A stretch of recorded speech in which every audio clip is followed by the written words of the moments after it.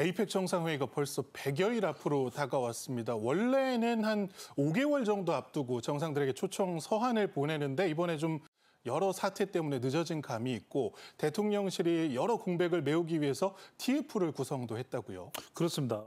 만전의 준비를 또 기할 수밖에 없는 것이고 그만큼 중요한 우리에게는 또 다자 외교의 장이 됩니다. 오늘 또 주최국이기 때문에 이재명 대통령이 에이펙 회원국 정상 20개국입니다. 사안을 보낸 겁니다. 예. 그래서 참석을 해달라. 그래서 이 자리에서 다양한 주제를 이야기 나누자. 이런 또 내용으로 보이는데 초청장에 트럼프, 시진핑 두 사람도 포함이 되어 있고요. 에이펙 참석 여부가 어떻게 될지 상당히 좀 관심을 가지게 되는데 참석 가능성이 상당히 또 높을 것으로 그렇게 전망이 되고 있습니다. 100여일 앞둔 경주 에이펙입니다. 대통령실은 TF팀을 가동을 해서 하나하나 이제 또 구체적으로 챙겨 나가게 되고요. 또 국무총리가 현장 점검도 했습니다. 루비오 미 국무장관은 또 이렇게 이야기를 했습니다.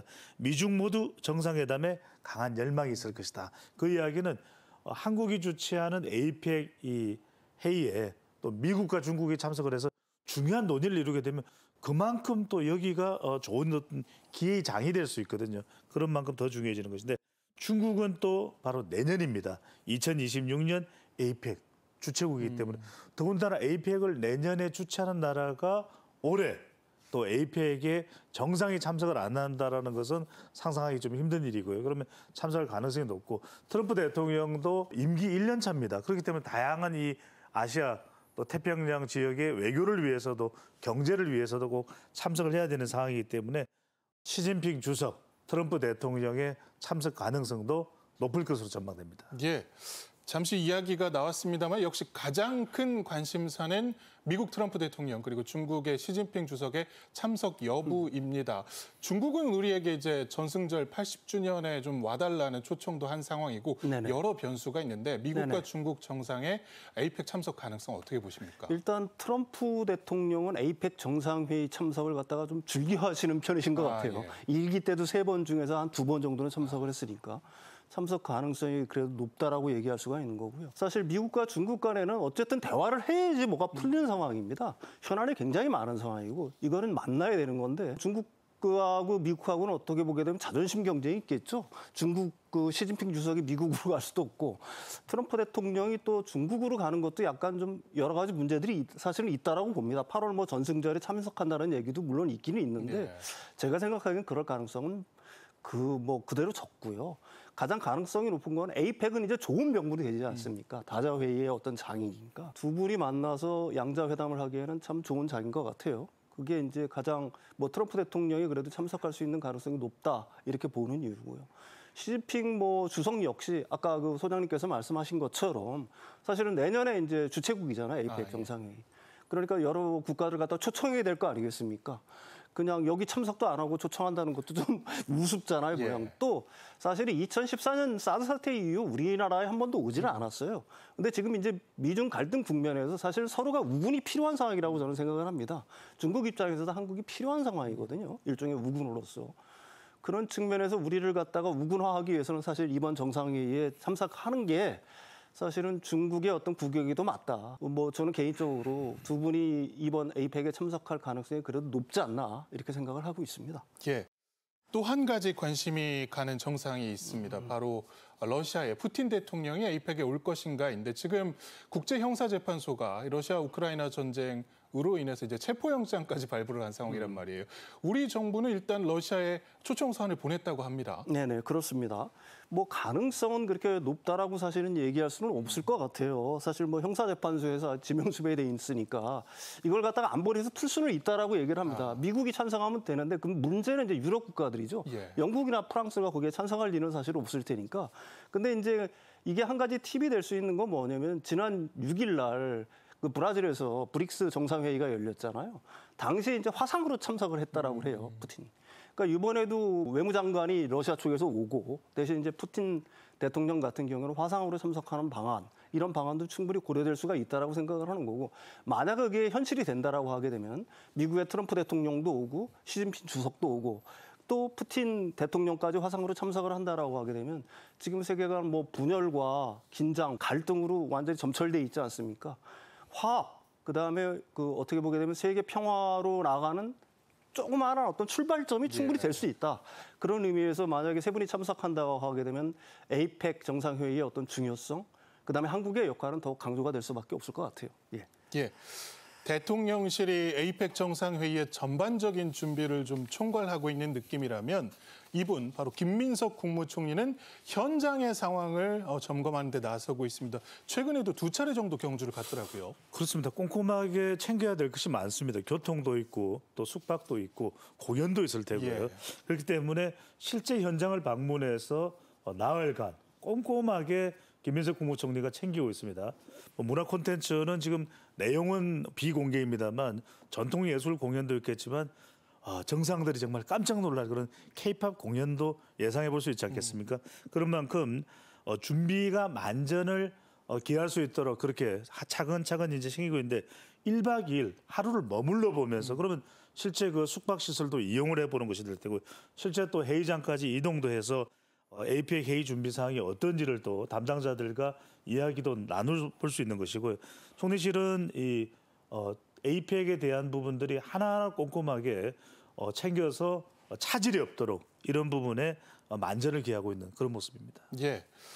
대통령이 그 SNS를 통한 소통을 즐겨 하시다 보니까 최근에 좀 재미있었던 장면은 대통령이 총리에게 직접 X를 통해서 지시를 내립니다. 에이펙 관련 현장 점검에도 만전을 다해 주세요. 그랬더니 총리가 바로 6분 뒤에 저 지금 경주로 가고 있습니다. 이렇게 답을 하면서 전 국민이 어떻게 보면은 국정 상황을 실시간으로 볼 수 있는 재밌는 장면이 좀 있었습니다. 근데 이재명 대통령은 성남시장 시절부터 SNS 소통 방식을 좀 좋아하신 것 같아요. 가령 뭐 환기구가 좀 찌그러졌다 그러면 그 사진 찍어가지고 공무원한테 명령 지시도 하고요. 그다음에 뭐 등산로에 이제 불법 노점상들이 있지 않습니까? 그 부분에 대한 어떤 단속도 SNS로 지시를 하고 하는데 디지털 행정 소통의 뭐 방식이라고 얘기할 수가 있는 거고요. 이것의 의미는 사실 저는 그렇게 생각을 합니다. 대통령뿐만이 아니라 모든 공직사회의 어떤 명령 체계라는 게 일반인들은 사실 알 수가 없잖아요. 근데 SNS 소통이라는 거는 어떻게 보게 되면 투명성. 이 보장이 되는 거 아니겠습니까? 누가 이렇게 명령을 하고 거기에 그 지시에 따라서 그 누군가는 그렇게 해서 움직이고 그다음에 그 결과도 국민들이 눈으로 볼 수가 있는 거고요. 그러니까 결국은 그 대통령의 어떤 소통 계속해서 말씀드리지만은 그 부분에 대해서는 굉장히 우리가 주목을 해야 될 필요가 있는 거고요.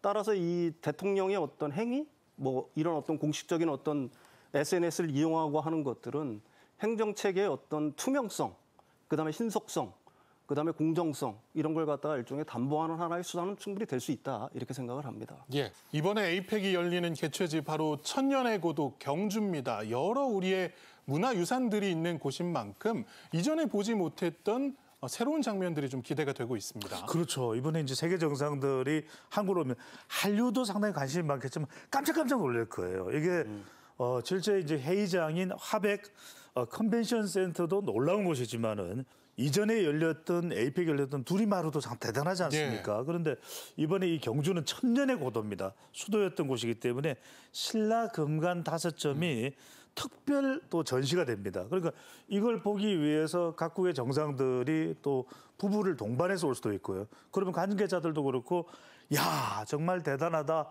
104년 만에 다 이렇게 한 자리에 금관이 모인 것이거든요. 근데 우리가 뭐 이렇게 이 영상으로나 또는 사진으로만 봤지만 실물을 보기가 어렵다는 겁니다. 또 하나가 이제 만찬 행사로 에밀레종 타종. 정말 우리 국민들 중에서 에밀레종 모르는 사람도 있습니까? 신비할 거예요. 외국 정상들도 23년 만에 처음으로 이렇게 또 해볼 수 있는 기회를 가져볼 수도 있는 것이고 또 오한입니다. 오한. 이게 이제 대한민국 하면은 여기 다 들어가는데 한복, 한옥, 한지, 우리 종이, 한글, 한시까지 이런 것을 체계화해서 전통 문화로 이제 쫙 이렇게 소개를 하면은 정말 한국 너무 잘 왔다. 경주 너무 잘 왔다. 이렇게들 다들 감탄할 것으로 보입니다. 예. 에이펙에 좀 관례 같은 게 있습니다. 이제 개최국의 전통 의상을 각국 정상들이 입는 행사가 있는데 2005년 당시에도 뭐 조지 W 부시 미국 대통령이라든가 또 고이즈미 일본 총리가 한복을 입은 모습이 상당히 화제가 됐었거든요. 이번에도 좀 기대가 됩니다. 예, 그렇습니다. 사실 이런 전통은 1993년 제1회 정상회의 때부터 이게 어느 정도 이제 전통이 되다시피 한 거거든요. 그 당시에는 이제 빌 클린턴 대통령이 제안을 했다라고 해요. 뭐 가죽 재킷, 그다음에 점퍼. 그러니까 이게 양복을 벗어 던지니까 어떻게 보게 되면 정상들 같은 경우에는 굉장히 좀 편안함이라든지 뭐 안정감을 느낄 수가 있겠죠. 또 하나는 해당국에 대한 어떤 전통 문화, 그거에 대한 이해, 존중의 의미도 어느 정도 담고 있다라고 생각을 합니다. 우리나라 같은 경우에는 2005년 부산 이제 에이펙 정상회의 때 한복 두루마기들을 갖다가 다 입었죠. 근데 이거에 대해 뒷얘기들이 좀 재미있는 것들이 있습니다. 정상들한테 어떤 색깔을 고를 거냐 해서 대부분 많은 분들이 황금색을 골랐다라고 얘기를 해요. 근데 두루마기도 뭐 완전히 전통 방식은 아니고 이 매듭 같은 경우는 미리 이렇게 매듭을 지어져 있었고요. 똑딱이 단추를 해가지고 좀 쉽게 입고 벗을 수 있게끔 편리한 한복으로 약간 개량했다. 그래서 저기 내려오시는 분들 보시게 되면 유난히 황금색이 많지 않습니까? 정상들은 황금색을 좋아하시는 것 같아요. 예.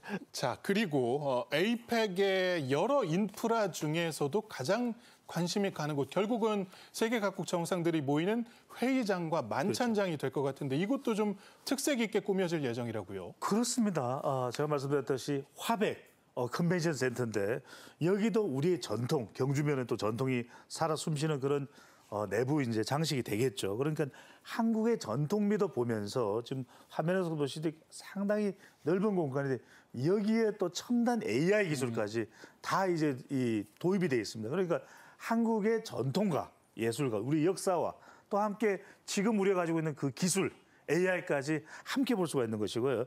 정상들이 대기하는 대기실 상당히 보안이 또 잘 돼 있겠죠. 그리고 실시간 통번역 시스템이 돼 있는. 요즘 이거 상당히 또 우리 기술력이 또 입증이 됐습니다. 준비에 또 만전을 기하는 것이고 정말 중요한 게 아까 말씀드린 에밀레족.